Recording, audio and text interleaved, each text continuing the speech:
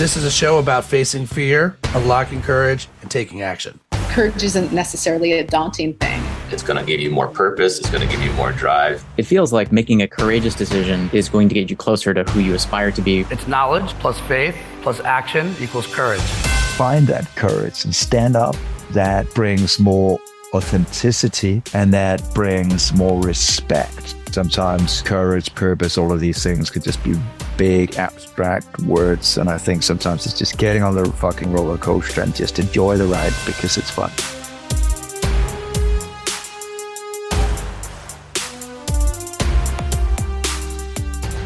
Brand purpose. And when I say this, by the way, as the listener, I get that you're running those two words together. And what I'm actually asking you to do is to not do that, like put a period between brand and purpose. Because I think what's happened is brands now feel the need to put up their flags and be the heroes and champion away. When really it's kind of like, whoa, hold on. Maybe a little speed bump is needed here. Maybe it's brand. And by the way, I am very much on the record right now.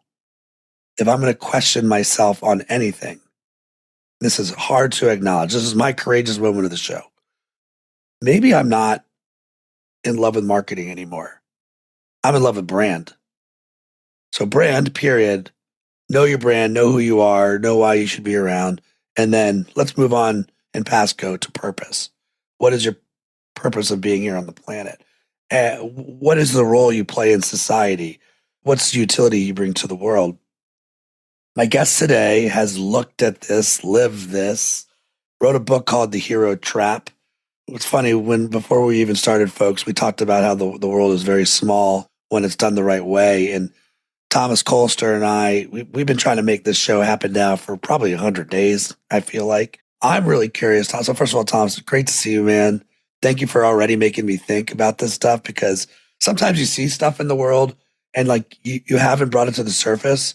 And then you see someone else talk about it and you're like, oh, yeah, I want to understand how you arrived here, when you wrote The Hero Trap. And just to sort of set the stage, where are we living? Where are you? Give me the spiel. Amazing. Thank you so much, Ryan. And you know, for those of you who are still listening, because Ryan tried to scare you off by saying brand purpose, which seems to be one of those words that a lot of people in advertising is avoiding these days. I hope you're still sticking around with us. It's going to be a lot of fun. It is going to be about building brands, Ryan. And I'm absolutely agreeing with you. To be honest, this is about brand, right? This is about creating brands that are meaningful in our lives, that has utility. You know, I probably wouldn't be in advertising as well if it wasn't for building something that was meaningful. Brand is fun.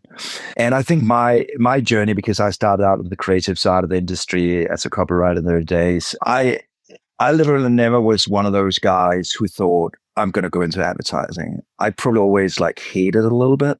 Yeah. And so yeah, totally get it. I did it because I loved writing. I loved being creative. And then when somebody offered me a pretty hefty paycheck, I was like, yeah, that sounds about right. I can do that for a little while. And to be honest, and I think it was only about 8-9 years into my career that I started asking myself some of those a bit more grown-up questions, like, what the fuck am I doing? Who am I serving? How is this aligned with the values that I'm, and my sort of eye-opening moment was a climate summit in Copenhagen. That was the early days of the climate summit, Barack Obama, Tony Blair, Angela Merkel back in those days. And that was the first time this is around 2009, just to put it into perspective. This was the first time I saw any brand talking about climate, social responsibility. Those were not at all topics before that. You go on your journey, and I don't think you're alone on this, right? Because a lot of us, the world's too fast until we can actually do our best to put it on pause and be like, wait a minute, what's right for me? So similarities, and in other shows I've talked about the S's, the stages. Like the first S is shoved, life is shoved at you. Then you move into survival mode, where you're the duck, right? Which you're like, okay, good, you're going to pay me, I'm in, right? And then somewhere between survival, I think comes success where you start to, it slows down a little bit and you're like, oh, I could say no. I didn't even know I could say no. Or how did that person say no? I want to say no. And then you move into soul mode. Yeah, but to be honest, I mean, when I came out with my first book I started writing in 2010, just after the summit. And then I think it was out in 2012, the first one, Goodvertising. And I promise you at that time, there wasn't a lot of stuff around this topic at all. I mean, you had Tim Stengel, who'd just been out with his book. Simon Sinek obviously wrote his sort of quite pivotal work, Begin with Why, which I was quite inspired by in my first book. But when I came out with this stuff, honestly, nobody gave a fuck. Yeah. Like, people like, why are we talking about these things? Aren't we just here to like build brands, sell stuff? Can't we just get this, you know, why do we have to talk about this other stuff? They didn't get it. So I think to be honest, the first couple of years were a bit uphill. I wasn't embraced by the industry for the first couple of years. And I think it was only probably because I was young and stupid. I wouldn't really put courage on me at that point. I was probably just young and naive. I just kept pushing. Yeah. And they're all values, right? Like the belief system, you thought you were on something. Give me, like, along your journey, what's changed for you? Because you dive into this world and, you know, you remind me of my all-time favorite quote, which is a Arthur Schopenhauer quote, which was like 17th century German philosopher who said, all truth passes through three stages. First, it's ridiculed. Second, it's violently opposed. Third, it's deemed self-evident. Oh, yes. Right. And so here you are going uphill. Is that what you basically journeyed? I think I can definitely like recognize that. The only little thing about that is like it's circular. Like, so when you think you're on that top and it reads like, we get it, you're suddenly down at ground zero again and you have to build it up. And that's the only thing that's a bit strange. I mean, if you see some of the pushback, and this is not the first time, obviously, that I'm seeing that across diversity and inclusion, across climate, across things that are pretty basic things that we probably shouldn't question. But we're back at that. So I feel that I have probably had to repeat myself every 7 to 8 years. I mean, greenwashing was a big thing like a decade ago. And now I'm back at that and sort of have to go up and sort of talk about it. So yes, I'm just thinking I'm probably in my second phase where I'm like meeting resistance again and have to fight for it. And so in some ways I feel this has been a roller coaster ride. And every time I think I'm at the top, this is going to be super fun. Finally, my energy, my tenacity, the hard work is going to pay off. And then, oh wow, then it just goes down again. So it's been a journey more than I expected, to be honest. What do you, I mean, obviously you're still on the ride, yes? You still want to take this ride? What's wrong with you? You know, maybe I just can't get off. You know, I just felt one of those things where they just won't let me off it. You know, when people, you know, that's the thing. You know, what would happen if I suddenly wrote a book called Search Optimization? I would, you know, my audience would ridicule me. So I'm not sure I can get off. You know, that's the thing. Not everyone is as lucky as Mr. Elon Musk, who can just do a pivot from being one to completely go the other way around. You know, maybe I should go in and defend oil. Who knows? Maybe. That we're gonna need a lot more time if we go down that rabbit hole. So we'll stay up here. You know, don't you find it fascinating though when, I mean, I'm sure you're like me, you know, you have your journey and I have mine, but if you would have asked me at 12, 13, 14 years old, like, what do you want to do when you grow up? And you gave me a piece of paper and you put 100 lines on that paper. For me, I can't imagine I would have written the word courage on that paper. I just, you know, like you, I stumbled, you know, I talked about those 4 S's in my shoved phase. The universe decided to have a serendipitous moment where I was at a summer beach house imitating a sports commentator, I think. And one of the families was like, you should look at Ithaca College for television radio. You'd be great at television radio. And it was a record scratch moment where I'm like, you can study television? And I've been studying television my whole life. I am an expert at, like, you know what I mean? Like, so the idea that these little building blocks, which is really story, right? Like that's story. And like I love story. I love escapism. I remember I used to tell myself I'd rather entertain 2.2 million people than have 2.2 kids. I would say I have 2.2 kids now with a little dog. But like, as you think about your journey, and it is building blocks. It is foundational. Maybe it's not linear, like you said, like the ride. Sometimes you're at the top, and sometimes you're like, really, we have to climb up this click, click, click again. But as you've built and you continue to learn and you continue to study, talk me through what you feel like the little shifts, the little moments where you're like, wait a minute, like you said, advertising, like, well, you're going to pay me to think and write, cool. To observe, cool. How much are you going to pay me? Cool. And then you go and suddenly purpose becomes a thing and brands are talking about purpose. Cool. Walk me more, like take me through that little slide. I think in any ways, like if you're gonna make it in business and advertising and marketing, I think you need to be a little bit of a contrarian. And I'm a bit of a contrarian. If something is becoming too popular, I hate it. I already start like being, that cannot be it. So I always kind of felt that like my role is not to write books about what's popular. I want to write about it before it's popular. And so I even felt with Goodvertising, I was out with a book that actually nobody really cared to read at that time. And when I came out with The Hero Trap, it was in so many ways the same thing because everybody was so obsessed about purpose. And suddenly I came out with a book about post-purpose and people were like, what the hell? I mean, we just started understanding purpose. And now you say like, wait a moment, there's like a post to that. And so I always felt that you need to, it's in me anyways. I just can't resist it. If I see something and it's moving towards that mainstream thing, that makes me a little bit uncomfortable because I don't think that's where I get energy from. I get energy in the edges.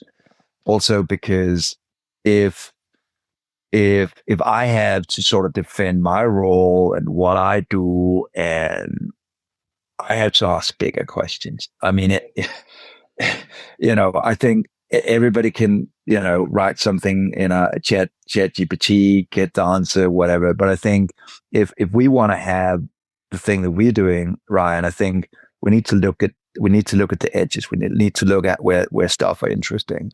And so I think that has always been through my life. And I think the best moments I've had has been those moments where I got fired from my first or was a second advertising job, probably because I thought it was a fucking boring agency. And that was the best time because that was when I started my first agency, because suddenly one of those clients called me and said, hey, wait a moment, we worked together. You were pretty fun. Don't you want to? I was like, but yeah, I guess I can do that. And so you need some of those moments of stillness for me at least, to say, am I doing the right thing? Am I adding value here? Am I asking myself hard enough questions? And I think right now where I'm at in the ride on the roller coaster, I'm also like, what should that next thing be now? I've done this, I've done that. What's the next thing where I can sort of push harder, challenge myself even more, and not become complacent? Because I think complacency is that's danger zone for me. I feel I see so many organizations, so many businesses, so many agencies die because they became complacent. It was easier just to do the grind than actually ask the hard questions. Well, you very much land with me because I think it's cool that I was 5,000, 6,000 miles away from you. And we don't really know each other, but we know each other. Like, pretty similar story here. And I don't know if, like, what has to happen. Maybe this is, if you're a listener, what has to happen for you to get to stillness? Because to me, I got let go from the big first agency that I was at. And I remember feeling, I could see myself being walked out of that building, by the way. It wasn't like a Jerry Maguire moment. It wasn't a Jerry Maguire moment. I wasn't making enough money, right? It wasn't like I flipped a table over, but I remember feeling unwanted. I remember feeling angry. I'd given 7 years of my life And when you're in it, you don't recognize it, right? It's not until you pull out of it that you're like, oh my gosh, I was complacent. I was like a 7th year senior, right? And just going through the motions. And I needed somebody else. In fact, I needed the roller coaster to start. Like they basically pushed me. And it's the best, in the car. and it's the best gift, right? It's the best Totally. gift. I feel sometimes that I say this a lot when I go into a lecture at university, etc. I always begin with saying, I'm a university dropout. I just thought this institution aren't really teaching me anything. And I'm saying that in front of an institution that has paid me to go and say that, talk to the students. I think critical thinking is just the absolute key skill.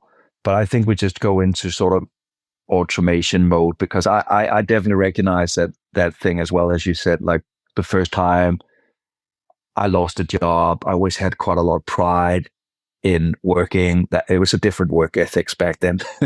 I sound like an old man, but it was different work ethic. If your boss told you to clean the floor, go and get him coffee, that's what you would be doing. And at that time, your boss was most likely a man. So sorry for saying he, but that was most likely the truth back then. I had the same thing as you kind of went through. I think I felt rejected. I felt, I started questioning myself.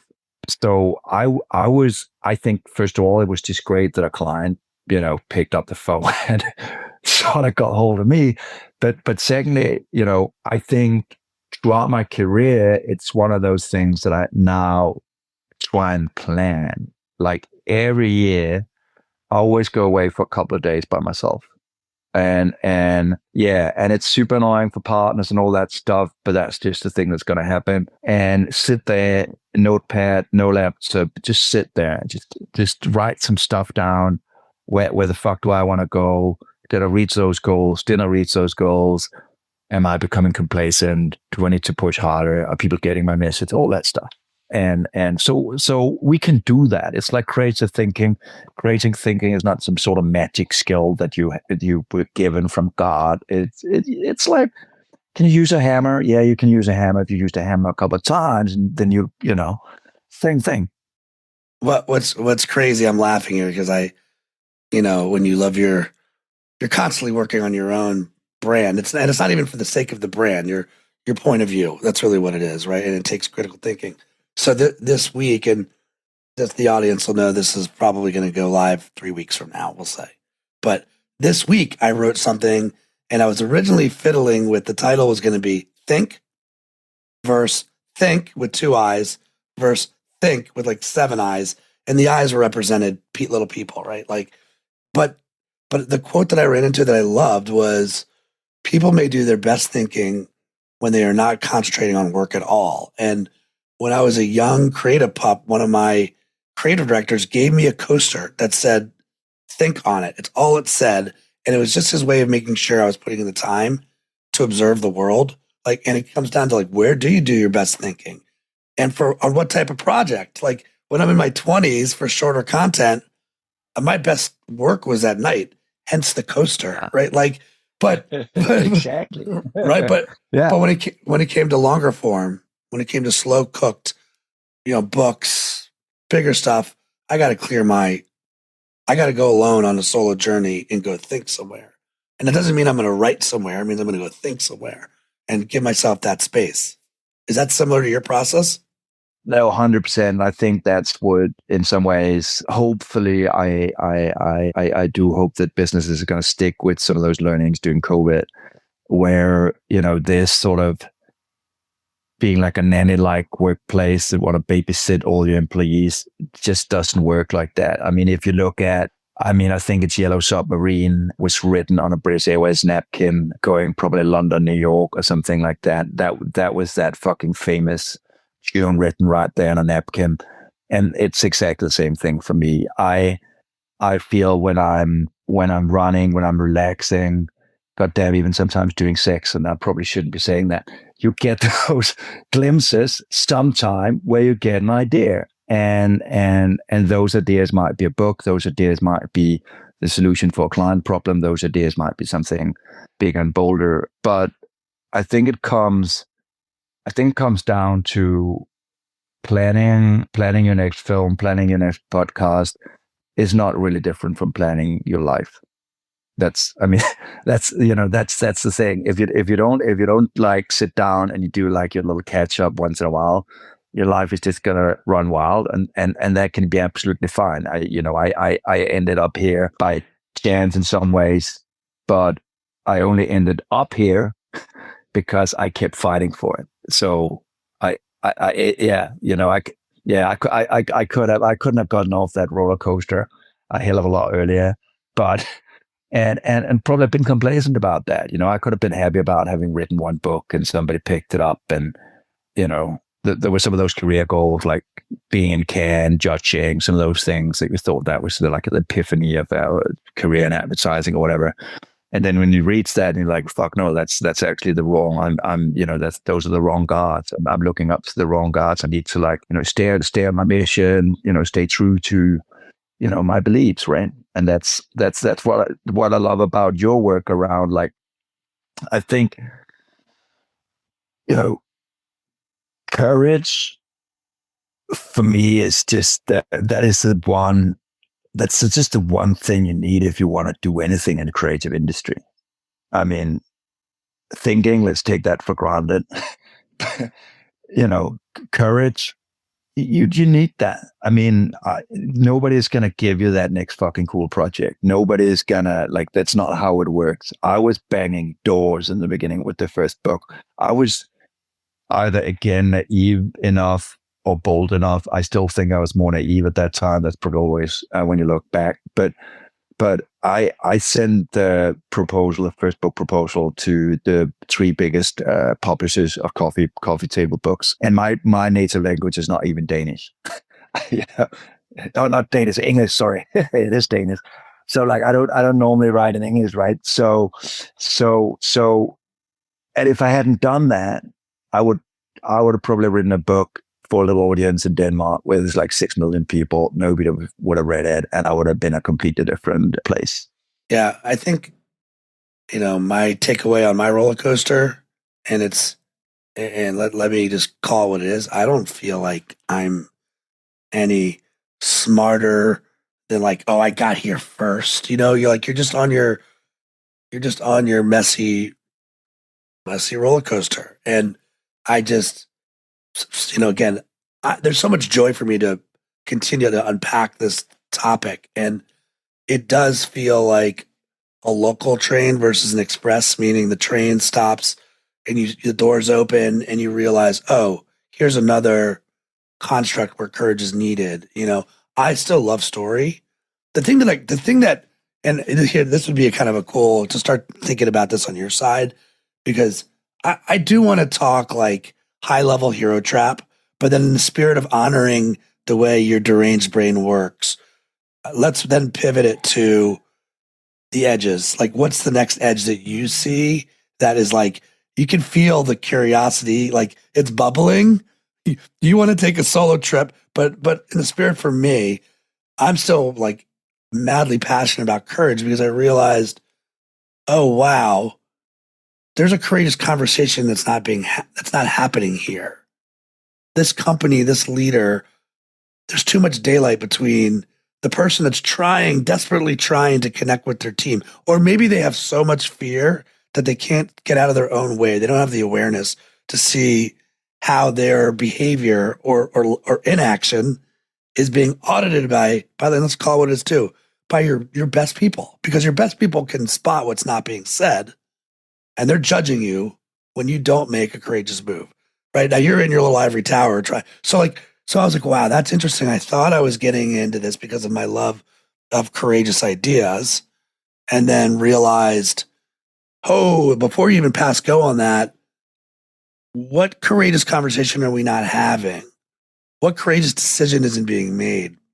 And again, in the spirit of getting back onto your work, the sort of the mission I'm on, my brand purpose is, how did marketing end up at the end of the conveyor belt where we're just sort of waiting for the sliced bread to come around, and then you're like, oh, here comes, tell the world we're sliced bread. And it's whoa, hold on, does the culture really believe that, or you just want me to lie to the people? What does the culture think? And so because there's a lack of clarity, I'm trying to jump the belt.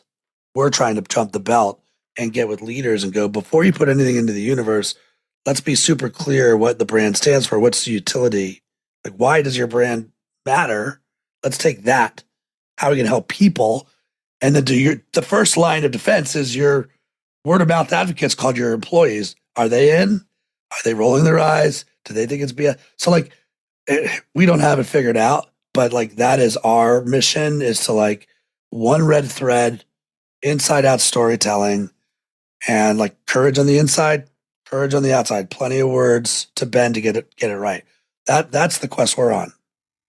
And it's so easy, right? That's the thing as well in some ways, right? That advertising and marketing goes wrong is when we don't have that courage. When I can quite easily see if an organization or brand is sales or brand led, that's the first thing. I see that it stinks miles away if you're dealing with an organization that's sales led, that doesn't understand the value of brand. And in this day and time where product and services are beyond generic, the only thing that matters is brand. And the only way you can build a brand is by having a little bit of courage. It's about leaning in and believing that there's a role for you in this world. And there's only a role in this world for you if you start actually fucking serving people. If you start thinking about, wait a moment, how can I help person X, Y, Z become smarter, healthier? So you take upon yourself a bigger mission than just plucking another roll of toilet paper, because it's not going to take you anywhere. And I always felt that in my own work as well, that when it becomes a little bit uncomfortable, that's probably when it's the right thing to do. And I remember this. I remember this with the hero trap, because I think a lot of people at that time looked at me as sort of the person who sort of opened up a lot of the purpose conversation and a lot of, and so suddenly for me to go out and say, hey, wait a moment, there's actually a different way we ought to be doing this. I think we sort of pushed purpose too far. We sort of created these hero brands that cannot fly. Let's just take a moment to think about this. And why I went ahead with that book was because it was a little bit uncomfortable, because I had to take a hard look in the mirror and say, actually, the last fucking 10 years you've been consulting, you've been doing this stuff, you've been on stages advising people. How dare you? You've been getting paid to tell people. How dare you? Exactly. And so, so that's where it becomes interesting. And I think, to be honest, when we see the situation when today as an industry and business in general, I think the thing we're lacking the most is courageous leaders, because there actually was a time where politicians were courageous. There was a time where agency dared to do stuff. I remember, even if you look back at the sort of early work of sort of Apple and TBWA, and you follow this first 1984, which is this sort of epic commercial that sort of launched a completely new sort of personal computer. Nobody liked it to begin with. Like, people at Apple thought, what? We want to you want to do that? And then somebody actually stood up and defended that idea and said, exactly, because this is so out of the box, this is what we're going to do, because we're a small company. Let's put our bets on that. And so I feel that why so many people probably shy away from courage is that it demands investment, right? It demands energy. It's just not like, and unfortunately, I think that probably 95% of people working in advertising just got into the wrong industry. Probably they need to go back and think about a career in banking. I'm going to go back to the positive part of that, which is I see that's the optimist in me. And I don't disagree. I don't disagree with anything you've said. The only thing that I might question, and I'm wondering if you feel this way too, and I'm not going to pretend to know what it's like anymore to be in a 500 person network. I'm not in that environment. I'm not studying those environments. What I will say is I could see you hitting that lecture and sharing what you shared. And then my version of that was having the good fortune of having guys like Ron Berger or Phil Silvestri or Jeff Kling, even my office mate, Carl Lieberman, like elite, courageous, critical thinkers that like, it's almost like it's not your fault a little bit if you've never had anybody to mirror. Like, that's what I worry about right now. Like, if I'm 24 and I'm just like, this is cool, I'm in advertising. I'm not sure if that's what they're saying or not because I haven't talked about a 24-year-old about this. When I was 24, and we're going to do that, I was surrounded by so much courageous thinking. My first mentor is like, you're going to get a PhD in advertising. And then later it's like, you're not in advertising, you're in creative business, which I think that's where we both gone in our journeys. But you can't, it's almost impossible to mirror or emulate something if you haven't had a front row seat for it. In some ways, to the listener, if you're listening to this show, this is a great case study show. And two guys that are 5,000, 6,000, 7,000 miles away from another. We've each gone our own journey. I don't think either of us are satisfied with where we are. I'm not sad about it. I'm like, but I'm still studying. That to me is my happy place, is the observationalist role. You talked about the edges. In the hero trap, you talk about too, and you're probably sick of talking about Nike and IKEA, but I think in the spirit of like giving a very quick example of the role these brands play. And I do want you to share just a touch on, like, it's almost like dials on an amp, right? They're dials on an amp. You know, where do you take the dial on the amp as the brand, right? Because the story is not you, the hero brand. You're not taking it to 11. Like, where should you take it where people see it and go, oh, they support me. They've got my back. They're nudging me. They're helping me do better. To me, that feels like a dial on an amp. Does that feel like, how do you describe it? I think what I realized early on was that the early brands who went on this journey quite often got caught up with turning themselves into the hero on some sort of crusade on whatever it might be, on chocolate that's free of child labor or whatever it might be, something. Body Shop, fighting, for animal cruelty-free cosmetics, whatever it might be.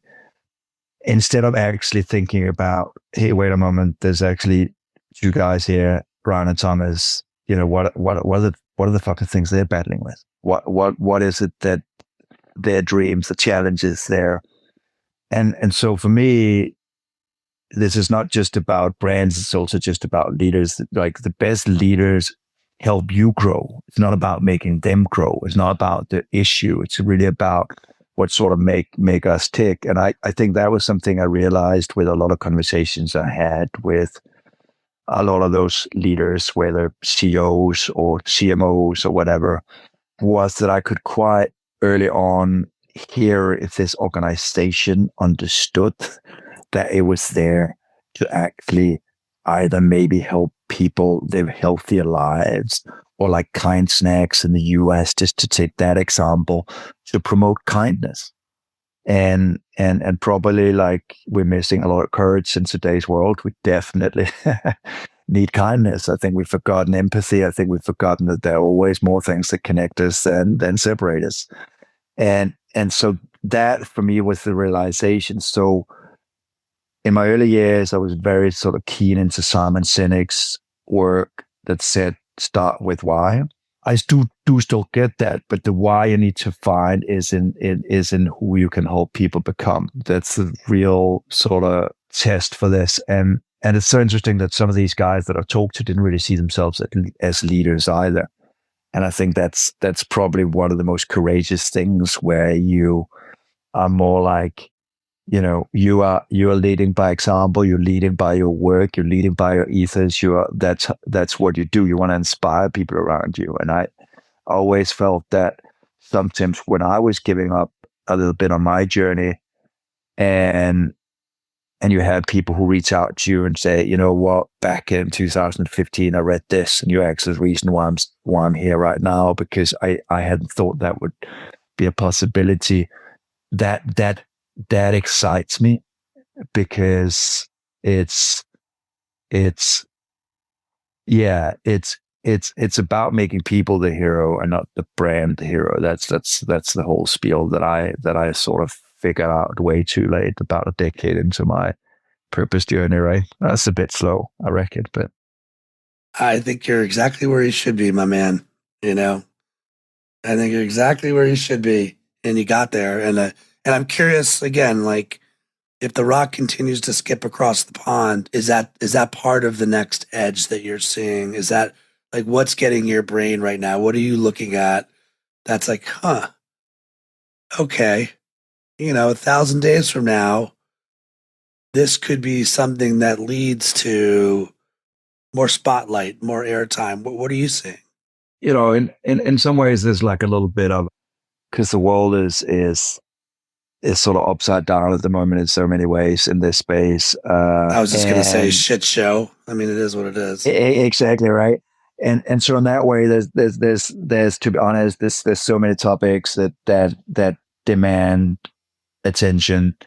And so at the moment, I'm in a process where I'm just asking myself, if I really had to step up and challenge myself, what is that next project? And so I'm working on a project that I can't spill the beans too much on it, except saying that it makes me uncomfortable, because it puts a lot of the work that I already built in some ways at stake as well. And that excites me a little bit, that I found something where I'm like, there's a risk here, and that excites me. But it's taken me a while, and I think that there's so many ways of creating or getting to the point where you add. I mean, for me, between the first book and the second book, I mean, there's 8 years. I'm I'm a slow rider in that sense, and then I have other colleagues. I think I don't know where, like, who knows if the data behind this is, I hear like every 7 years, right? You kind of flip. Have you heard that before? Okay. No, I haven't, but I feel it makes me feel better. So thank you for sharing. I was only 1 year. I was only 1 year too late for the flip. So, and there's hope that I can catch the wave as it builds up on the next flip. No, yeah, no, but I and I think a lot of these things change as well, right? Because what I'm a little bit scared about at the moment is the amount of content. When it's so easy to produce, when you have all these digital tools that are going to make it easier, democratizing creation, there's not more original thought out there. And so I think as people want to drive a mission, you need even more courage to sort of find your way in all of that stuff, because the world does need more content. It really doesn't. So if you want to add something, then better make sure that it's worth it, right? And now I'm only sort of talking about the sort of grander thing of serving an audience, because every time people ask me, should I be writing a book? Should I be doing a podcast? I'm like, if that what drives you, fuck all, go do it. Absolutely. Yeah, don't write a book for somebody else. I mean, I didn't write the first book for an audience. I was just a frustrated young creative who sort of shared my views of the world, and I wasn't really expecting an audience, to be honest. And that's absolutely wholeheartedly honest. I if somebody picked it up, I'd be happy, but it didn't really cross my mind. And so I think at that time, where you get into that shitty situation that you do only work for your audience, I think you become a little bit of a failure then. Yeah. Well, the spirit of where we started, I'm smiling here because if it wasn't for the podcast, you and I never meet, right? Like, this is IV drip stuff. It's just, I fully believe, I think you believe in it too, like the power of courage, whether it's at the leadership side or the idea side. And I also want to acknowledge the fear you have about content. Like, we couldn't be any more media obese. I mean, it is, right? Not surprising that America would take a lead in obesity, but like, not just America, like we are obese from a content standpoint. And I struggle with the same thing. It sounds like you struggle. Like, it isn't that I'm going to be replaced. It's, do people think, if it's somewhere between, do people think this is okay, that you can churn out content like a conveyor belt? It's never been easier, versus, oh shit, is it actually possible for someone to make a Super Bowl ad at the Apple caliber in 11 seconds? Is it possible? Because I'm sure there's a million hands that go up right now and say yes, and a few hands that go up that say no, and we don't know yet, which is terrifying. Yeah, I've always sort of, when I go through the frustration and this sort of creative process in any of this, I think my process might not be anywhere close to yours or somebody else out there. I think it's very individual how your process is. But what I tend to do is I tend to like dip my toes into like an idea or thought, and then see if that excites me, if that sort of is a little bit uncomfortable. And so just, I think, for example, developing the hero trap, I probably had, and I'm not kidding, I think I had 40 or 50 other proposals. Like, so again, it's like, when you look at it from the surface, it might seem very sort of, that's easy. And it probably can be, sometimes that idea, as I said, happens in the shower. But when it was about, for example, the hero trap, it just didn't. I just kept on grinding because I kept feeling that I wasn't learning anything new. I wasn't pushing the conversation forward. And at that time, 2020, I mean, if you look up purpose, I think it was probably like 70 books out on purpose. And when I wrote Goodvertising back then, there was really none. So you sort of see what you're up against. And right now, for example, the new project I'm doing, it's completely the opposite. I mean, the idea landed on my lap and it caught fire. I was like, this is exciting. There's risk in this. This is fun. And so we need to, I think the role is, first of all, you got to follow your own passion. But secondly, also, I think there's like a responsibility in some ways, I feel, towards your audience, not serving them empty calories. Totally. It's like you got to give them a little bit of nutritious brain food. That's because that's why I think by the end of the day, that's what the audience are tuning in for all the time. It's because, hey, you got an interesting theme here. You've got some interesting views in the world, and that's what we're buying into, right? And ChatGPT, yeah, you can try and analyze your way out of this stuff. So far, the machine haven't figured that out. I'm sure it will figure it out very, very soon. But I think that's where it needs to come from, right? It needs to come from that courageous, bold idea. Thomas, let's say, well, two things. One, again, if someone has made it 45 minutes in, they're with us, right? Like they're curious or into this topic. I always love, like, one of the things that you talked about, what's the value you can bring? Like, the laziest version of value I can bring, if I'm really, really brutally honest, is like, I've now met all these cool people that should know each other. Like, I want them to collide. And sometimes, the higher up an organization you get, the more lonely you feel. And when you lose your team, it's even more lonely, by the way. But where can people find you? If like somebody wants to connect with you, where do you want them to come like connect with you? Are you a LinkedIn guy? Are you your website? Where do you want them to go?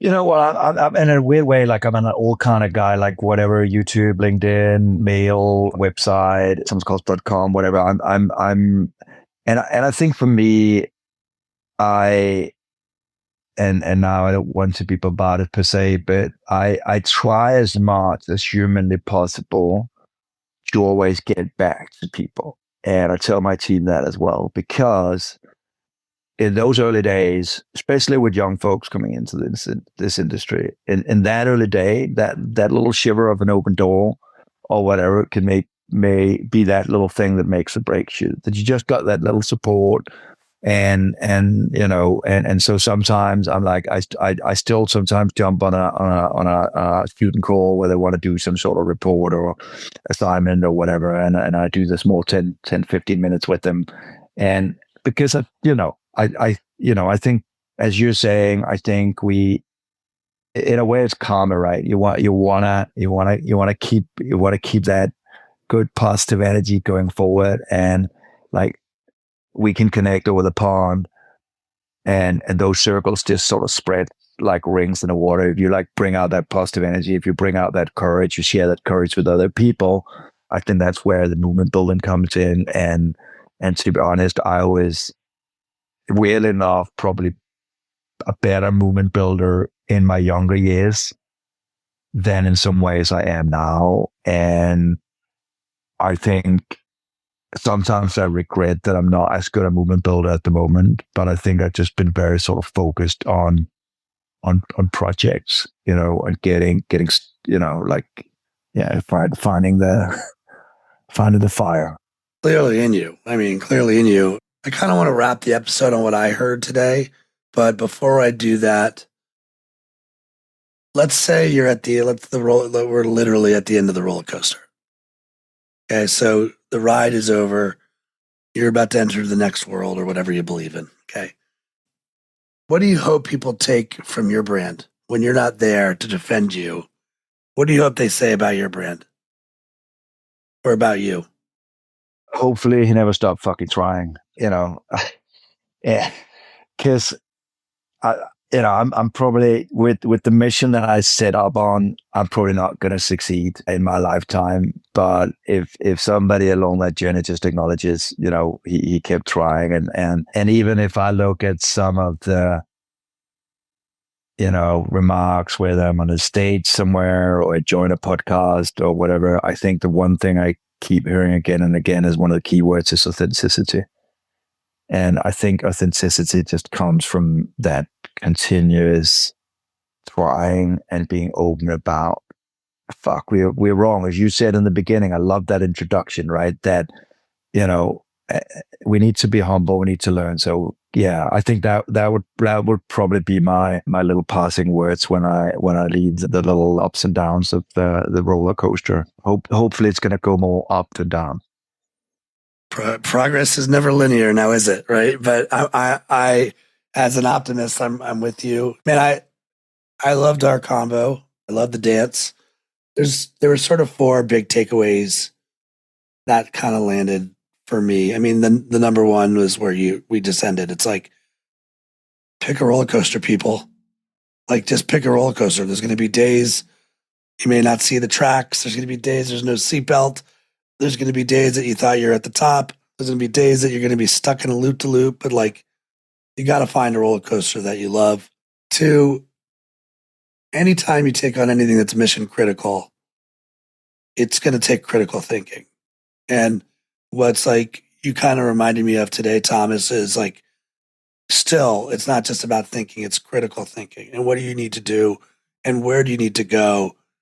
And like, sometimes an act of courage is telling your wife, you need to go away for a weekend and like think.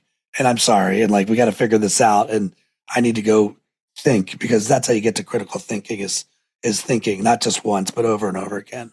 The third one was just know your role, but don't go quietly. Like, know your role as a brand. You're not the hero. You have a role in this. It doesn't mean your role is a quiet bystander. You can be loud. And I think that leads to, we've kind of weaved this throughout. It is about courage. Sometimes it's about courageous ideas, but good luck getting to a courageous idea without a courageous leader and courageous people. And hey, if you're 24, you are the courageous leader if you feel you're the courageous leader. And that doesn't mean you need to have hubris around it, but if it aligns with your values and if it aligns with who you are, don't be afraid to speak up for an idea you believe in. You may get your way at this moment. You may not. You'll remember that moment. As you said, Thomas, keep trying, right? Because the minute you stop trying, it is kind of like the roller coaster's over.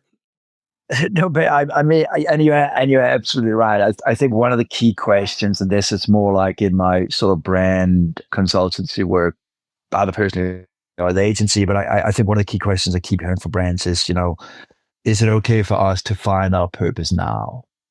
I mean, we've been in business for 100 years, and I even hear that from leaders as well, where they feel, oh, wait a moment, always look at that CEO and he's so like value-led and value-driven. And, could I? And my response is always that, hell yeah.